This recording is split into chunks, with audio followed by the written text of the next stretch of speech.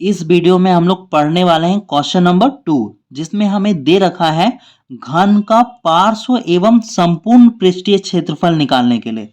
क्या निकालना है? घन का पार्श्व एवं संपूर्ण पृष्ठीय क्षेत्रफल। तो देखो, हमें भुजा दे रखा है, जिसकी भुजा ए नंबर में कितना है? 5 सेंटीमीटर। तो क्या करना है आपको? सिंपली फॉर्मूला लगाना है और वैल्यू को रख देना है। तो देखो, घन का पार्श्व पृष्ठीय क्षेत्रफल होता है 4l² और l का मतलब होता है भुजा। l का मतलब क्या होता है? भुजा यानी कि साइड, है ना। और साइड हमें कितना दे रखा है? भुजा हमें दे रखा है 5 सेंटीमीटर। तो l के जगह पे 5 लिखोगे और स्क्वायर कर दोगे। 5 का स्क्वायर कितना होता है? 25 होता है। तो सिंपली मल्टीप्लाई कर दो। 4 5 जा 20 का 0, हाथ में बचा 2, 4 2 जा 8 और बकिया 2 हो जाएगा 10, है ना। और ये आपका हो जाएगा सेंटीमीटर स्क्वायर। क्यों? क्योंकि हमें क्वेश्चन सेंटीमीटर में दिया हुआ है, तो इसलिए सेंटीमीटर लिखोगे। और जब भी हम लोग क्षेत्रफल निकालते हैं तो क्या लगाते हैं? स्क्वायर लगाते हैं आंसर में, ठीक है।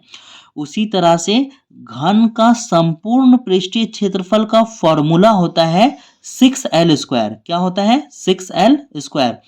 जहां पर l का मतलब होता है भुजा, है ना, साइड। तो देखो, 6 हमने उतार दिया और l यानी भुजा हमें कितना है? 5 सेंटीमीटर दिया हुआ है। तो यहां पर कितना लिखोगे? 5। और जब 5 का स्क्वायर करोगे तो ये 5 का स्क्वायर करने पे कितना आएगा? 25 आएगा। कितना आएगा? 25। अब 6 को 25 से मल्टीप्लाई कर दो। 6 5 जा 30 का 0, हाथ में रहा 3, 6 2 जा 12 और बकिया 3 50। तो ये हमारा आंसर निकल के आ गया। उसी तरह से आप बनाओगे बी नंबर, है ना। सिंपली बी नंबर में कितना दिया हुआ है? 20 सेंटीमीटर। तो आपको लिखना है क्या? आपको लिखना है घन का पार्श्व पृष्ठीय क्षेत्रफल। पहले हम लोग क्या निकालेंगे? पार्श्व पृष्ठीय क्षेत्रफल। पार्श्व पृष्ठीय क्षेत्रफल का फॉर्मूला होता है 4l²। 4 का 4 रहने दोगे, l यानी भुजा। तो भुजा हमें दे रखा है 20, है ना। और ये स्क्वायर का क्या लगाओगे? स्क्वायर। और ये होगा 4 इंटू 400, 20 का स्क्वायर, है ना। जब हम लोग 20 का स्क्वायर करेंगे यानी कि 20 को किससे गुना करेंगे? 20 से, तो कितना आएगा? 400 आएगा। कितना आएगा? 400, ठीक है। अब चलो मल्टीप्लाई करो। 4 0 जा 0, 4 0 जा 0, 4 4 जा 16 और ये होगा सेंटीमीटर स्क्वायर। तो हमारा क्या निकल गया? घन का पार्श्व पृष्ठीय क्षेत्रफल निकल गया, ठीक है। अब हमें घन का संपूर्ण पृष्ठीय क्षेत्रफल निकालना है। तो आप फिर से फॉर्मूला लगाओगे, है ना। क्या लगाओगे? घन का संपूर्ण पृष्ठीय क्षेत्रफल। पृष्ठीय क्षेत्रफल, घन का संपूर्ण पृष्ठीय क्षेत्रफल क्या होता है? 6l²। 6 का 6 रहने दोगे, l यानी साइड। साइड हमें कितना दे रखा है? 20, है ना। तो यहाँ 20 लिखोगे, स्क्वायर करोगे। 6 20 का स्क्वायर आता है 400। मल्टीप्लाई करो। 6 0 जा 0, 6 0 जा 0, 6 4 जा 24 और ये आएगा सेंटीमीटर स्क्वायर।